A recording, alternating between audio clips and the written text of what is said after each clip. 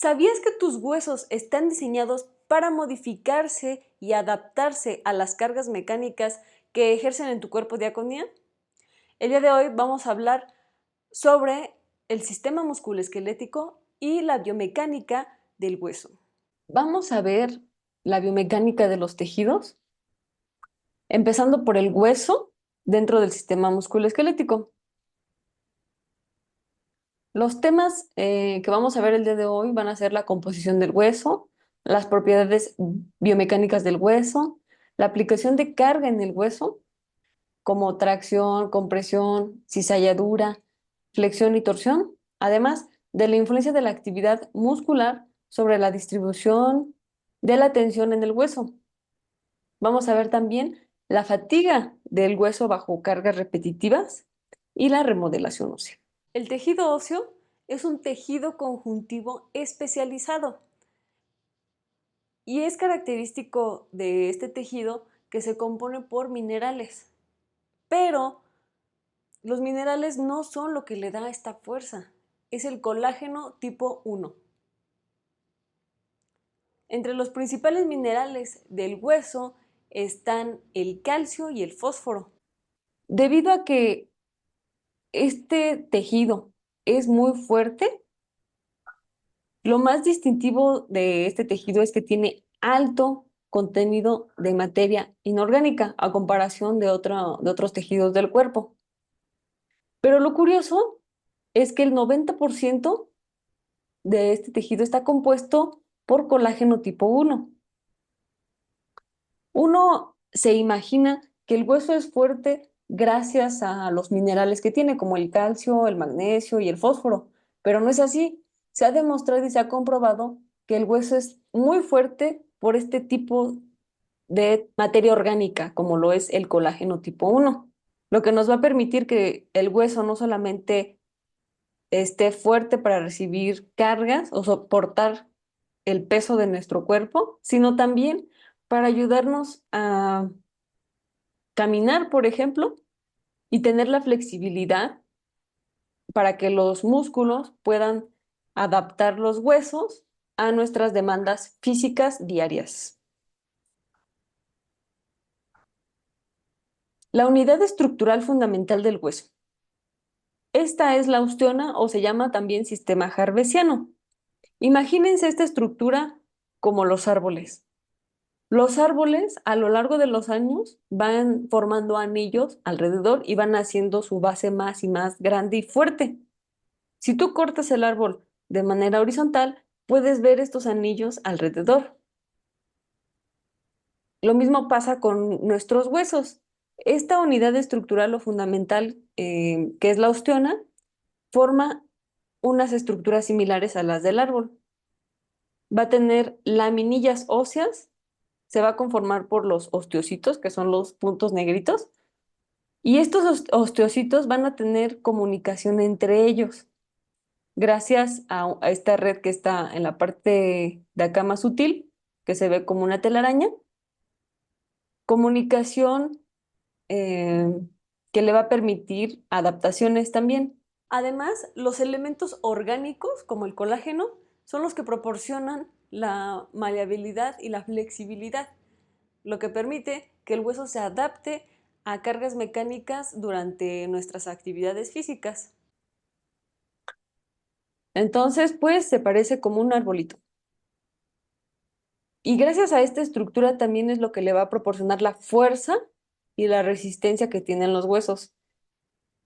A nivel macroscópico, el hueso se compone en dos partes. La primera parte es el hueso cortical y la segunda parte es el hueso trabecular. El hueso cortical es el hueso más fuerte que está alrededor de los huesos y el trabecular es como una esponja o hueso compacto y hueso esponjoso. Al igual que en esta imagen, el hueso compacto es el que se encuentra alrededor, en la circunferencia del hueso, y el hueso trabecular o esponjoso es lo que está en medio. Gracias a que tiene estos dos tipos de hueso, nos va a proporcionar la rigidez, pero también la maleabilidad y la flexibilidad. Imagínense si solamente fuera puro hueso compacto, sería más frágil, de hecho. Esta estructura como de telaraña en el hueso esponjoso es lo que hace que sea más fuerte y que reciba cargas, además de que se pueda adaptar. O imagínense que esta estructura solamente fuera de hueso esponjoso.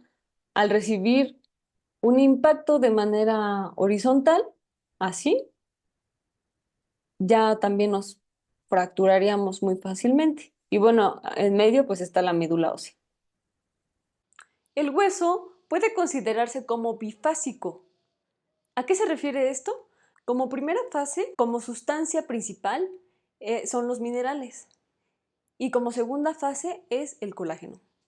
Pues que tiene dos fases. La primera fase es la sustancia mineral y la otra es una sustancia a base de colágeno.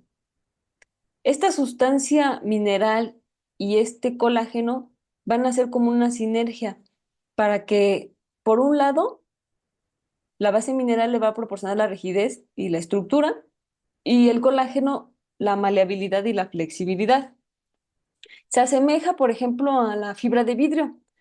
Es un material, por un lado, fuerte y frágil, que es absorbido en otro más débil y flexible. En este caso, pues, sería el colágeno, el débil, pero muy flexible, y el mineral, el fuerte, pero frágil. Aunque son minerales y sabemos que son fuertes, ya funcionalmente no es tan resistente. Es como un cristal que se rompe. Vamos a ver la aplicación de carga en el hueso. Ya vimos que el hueso está diseñado para recibir cargas, ¿no? Cargas físicas, empezando por la carga de nuestro, o el peso de nuestro cuerpo y la gravedad. Nuestro sistema óseo o músculo esquelético está recibiendo siempre una carga constante en las vértebras, en el fémur, en la tibia, en el peroné, o cuando cargamos cosas con las manos, está recibiendo también fuerzas o impactos como en deportes de contacto, ¿no? A medida que la carga se aplica, la deformación ocurre. Imaginemos que tenemos esta varita, una ramita. A medida que vamos doblando la rama, vamos generando una tensión, pero si la regresamos, la podemos dejar en su forma natural o sin deformarla, ¿no? Pero si aplicamos mucha fuerza, vamos a tener que se va a romper, empezando por la periferia, como lo es en esta rama. No se rompe completamente de en medio porque la parte de en medio es más flexible que la parte lateral. Va a comenzar con el exterior, la deformidad. Y esta aplicación de cargas se van a dividir en carga por tracción, carga por compresión, carga por cizalladura y carga por flexión y torsión. Hay más tipos de carga o en combinación con estas cargas, pero vamos a ver estas que son las principales. La carga por tracción se caracteriza por ejercer una tracción en ambos extremos y estas estructuras se alargan y se afinan, como cuando estiras algo. Desde el punto de vista clínico, las fracturas producidas por cargas de tracción se ven usualmente en tejidos con con gran proporción en el hueso esponjoso, o sea, huesos que tienen más cantidad de parte esponjosa que de parte rígida. Y como ejemplo, tenemos las fracturas de la base del quinto metatarsiano, aledaño al acoplamiento del tendón peroneo lateral y corto, y las estructuras del calcáneo, aledañas al acoplamiento del tendón de Aquiles. ¿A qué se refiere esto? Pues que este tendón y estos músculos van a ejercer una fuerza de tracción en estos huesos, lo que puede provocar fracturas. La intensa contracción del músculo tríceps produce una carga de tracción de gran anormalidad sobre el hueso, lo cual es problemático debido a que el hueso por lo general es más débil en tracción que en la compresión. Como les comentaba anteriormente, nuestro sistema óseo está diseñado para comprimirse porque está en constante compresión por la gravedad y por el peso de nuestro cuerpo al momento de caminar, por ejemplo, a trotar, pero no está diseñado para la tracción. Entonces, cuando el músculo ejerce una carga de tracción, el hueso va a responder de esta manera, fracturándose, porque no está diseñado para este tipo de cargas. Y vamos a mostrarles en una imagen una fractura por tracción que atraviesa el calcáneo, que es esta. Ay, como ven, aquí el tendón ejerce una fuerza mayor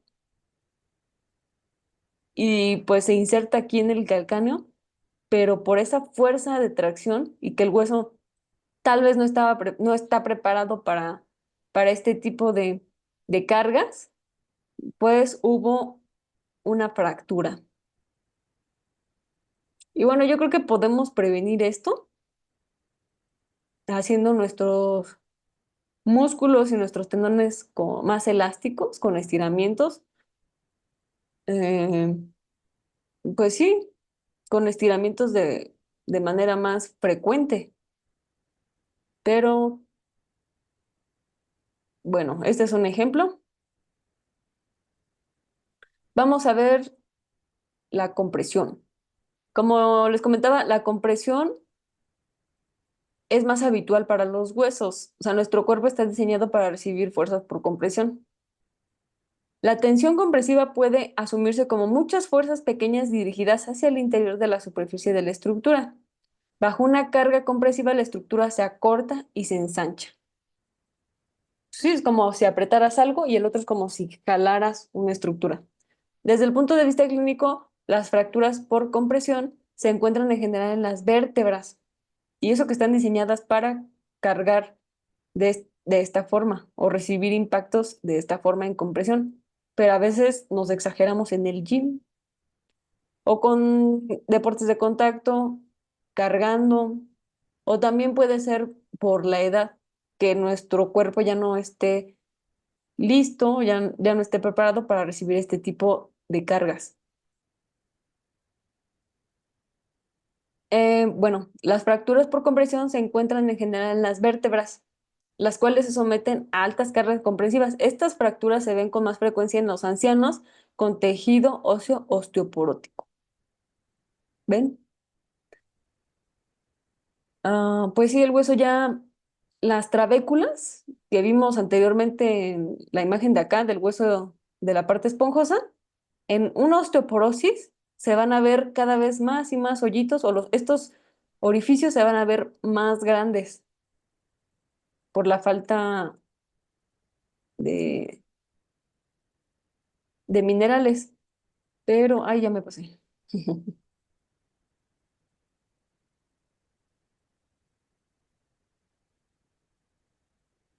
Entonces, es más frecuente en ancianos o adultos mayores con osteoporosis, porque el hueso pues ya no está preparado para recibir este tipo de cargas compresivas.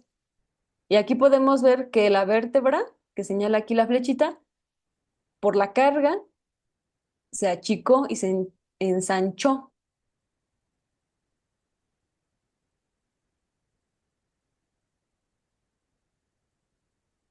El otro tipo de fuerza es por cizalladura. Este tipo de fractura o de carga se va a producir si agarramos, si tenemos, imagínense que tenemos una varita y vamos a presionar de este lado y de este otro y vamos a llevarlo hacia ambos extremos. Se aplica una carga paralela a la superficie de la estructura. Una estructura sujeta a una carga por cizalladura se deforma internamente de forma angular. Desde el punto de vista clínico, las fracturas se observan con más frecuencia en el hueso esponjoso. Es difícil que en el hueso compacto ocurran este tipo de fracturas, pero no imposible, como en las lesiones deportivas también, que van a aplicar una carga, por ejemplo, los futbolistas, cuando están corriendo, dejan su pie estático y al dejarlo estático están aplicando una fuerza, pero si llega otro con una fuerza lateral, aplican otra fuerza y va a producirse una fractura por cizalladura. Aquí tenemos un ejemplo. Este hueso fue sometido a una fuerza de dirección paralela y de sentido opuesto, originándose una fractura de trazo horizontal. Entonces, básicamente es como si hicieras esto, o las fuerzas que aplicas son así. Pero tenemos otro tipo de carga, que es por flexión. Este es como el ejemplo de la ramita.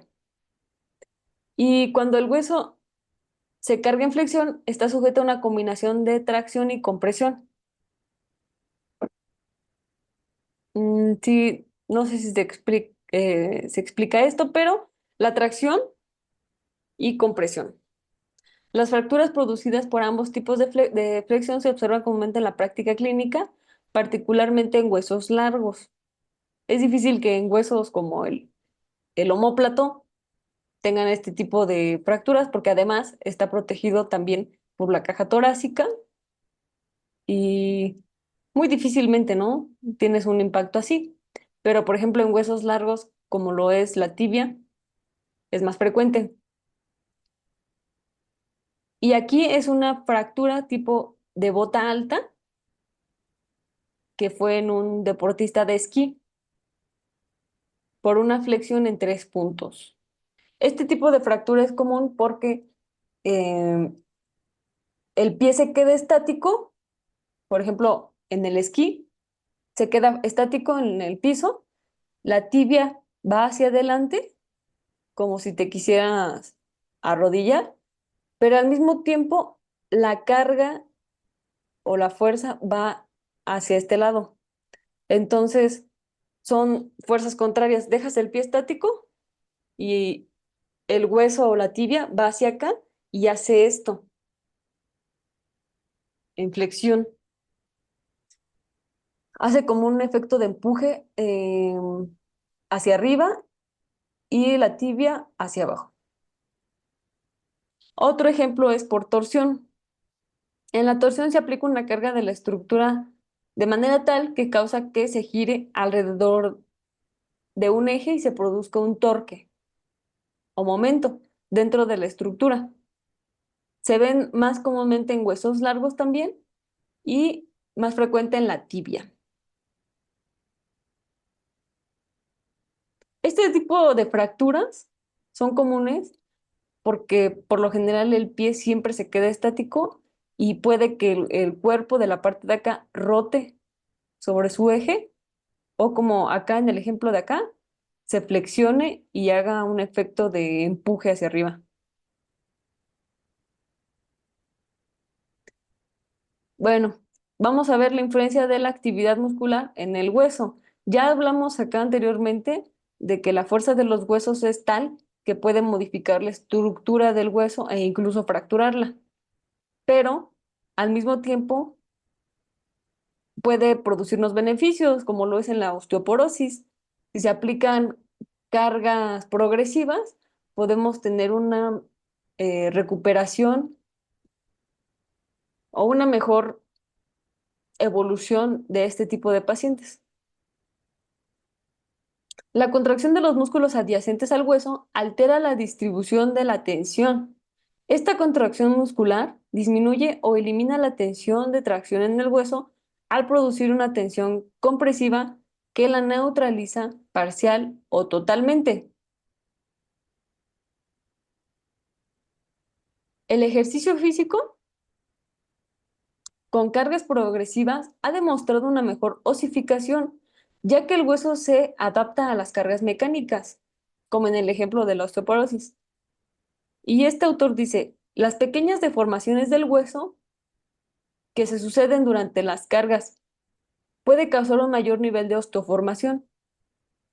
sea por una inhibición de reabsorción dentro del ciclo normal del remodelado óseo, sea por una activación directa de la formación osteoblástica superior a la del estado en reposo. O sea, básicamente dice que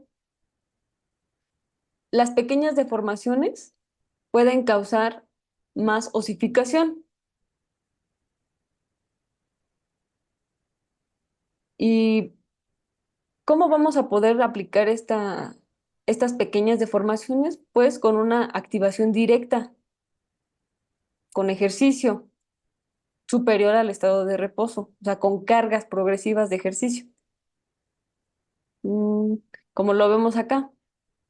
Incluso aquí dice que el estímulo es más importante que el tiempo. El estímulo es más importante y ocurre cuando las cargas exceden a las habituales. O sea que si eres una persona sedentaria y te pones a hacer 5 de estas al día, 5 desplantes al día con una pesita, pues eso, incluso aunque no te hagas una hora haciéndolo, va a provocar una carga inusual en el cuerpo, sobre todo las cargas de distribución inusual, en alta proporción y magnitud, parecen ser particularmente estimulantes a la osteogénesis.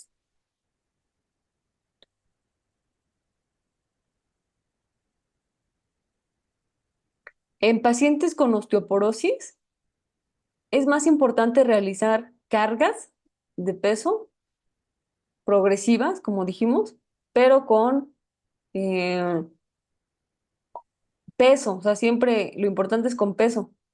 Y estas cargas van a ayudar a la formación o a la osificación de los huesos. Y es más benéfico esto que incluso actividades cardiovasculares como correr o estar en la bici, en la bicicleta estática.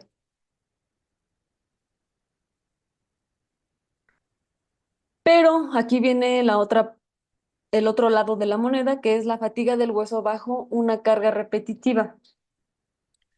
Se dice que puede haber fracturas por fatiga. Una fractura que cause la aplicación de una carga frecuente se denomina fractura por fatiga. Entonces, si tú cargas demasiado, volvemos al otro ejemplo. Pero aquí está el otro lado de la moneda, la fatiga del hueso bajo carga repetitiva. Y hay una teoría en la que dice que puede haber fracturas que son causadas por aplicaciones frecuentes de cargas. Debido a que el hueso es autorreparable, una fractura por fatiga puede resultar cuando el proceso de remodelación se supera por el proceso de fatiga. Es decir, cuando la carga es tan frecuente que se opone a la remodelación necesaria para prevenir el fallo. Entonces, imaginemos que tú estás haciendo un trabajo, como el de acá de este chico, de ejercicio, y estás haciendo un proceso de remodelación ósea, pero el chico dice, bueno, yo para avanzarle más rápido, en lugar de 5, me pongo a hacer 50. Entonces, si hace de estas 50 diarias, puede haber una fatiga en las estructuras, no solamente en el músculo, sino en el hueso, que puede sobrepasar a la remodelación y provocar un fallo en el hueso. Entonces, esto va a superar el proceso de destrucción que el de remodelación iba a ser provocado por esta fatiga constante. La fatiga muscular que induce al músculo a la incapacidad de contraerse con efectividad puede conducir a fracturas por fatiga en los casos de actividad física extenuante sostenida. Como resultado, hay menos capacidad para almacenar energía y para neutralizar las tensiones impuestas sobre el hueso. De hecho, hay algo muy importante en el hueso que, aunque el hueso reciba microfisuras o microlesiones o cargas constantes, el hueso es capaz de distribuir la energía haciendo que ese impacto sea más notorio en partes del hueso en donde hay más fuerza o en donde es más viejo el tejido. Pero aquí, pues como hay fatiga, la alteración va a resultar de la distribución de tensiones del hueso causadas por la imposición de cargas anormalmente altas y la acumulación de daños por fatiga pueden conducir a una fractura. Pero bueno, una persona que es habitualmente sedentaria no creo que llegue a esto. Yo pienso que es más común en deportistas de élite o que están 8 horas entrenando, más de 8 horas entrenando para una actividad física o un deporte. Y por último, vamos a ver la remodelación ósea.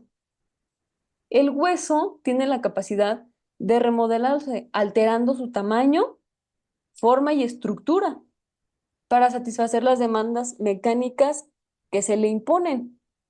Entonces, es cierto eso que decían, que si mandabas a tu hijo a practicar básquetbol, si iba a ser más alto. Pues precisamente porque los impactos constantes van a modificar el tamaño, la forma y la estructura para satisfacer las demandas de ese deporte, como lo es el básquetbol. Y por el contrario, el desuso o la inactividad tienen efectos muy perjudiciales sobre el sistema musculoesquelético. Y dice, descansar en la cama induce un decremento de la masa ósea de aproximadamente 1% semanal, pero este porcentaje se va a incrementar también por la edad de la persona. En adultos mayores es muchísimo más. Entonces, eso de quedarte descansando en la cama un día, yo creo que no. Vamos a hacer por lo menos unos 15 desplantes, unas 10 sentadillas para que no tengamos problemas con el sistema óseo. Y bueno, aquí están las referencias, las fuentes bibliográficas. Es por eso que realizar ejercicio físico es fundamental, incluso más en personas mayores de 45 años, debido a que entre más reposo, menos tejido óseo. Es importante que en adultos mayores se recomienda una carga progresiva de fuerza. No es suficiente a veces con realizar ejercicios como caminatas o de baja intensidad. Es importante que vayamos colocando cargas progresivas de ejercicio para que se pueda adaptar a las actividades de la vida cotidiana.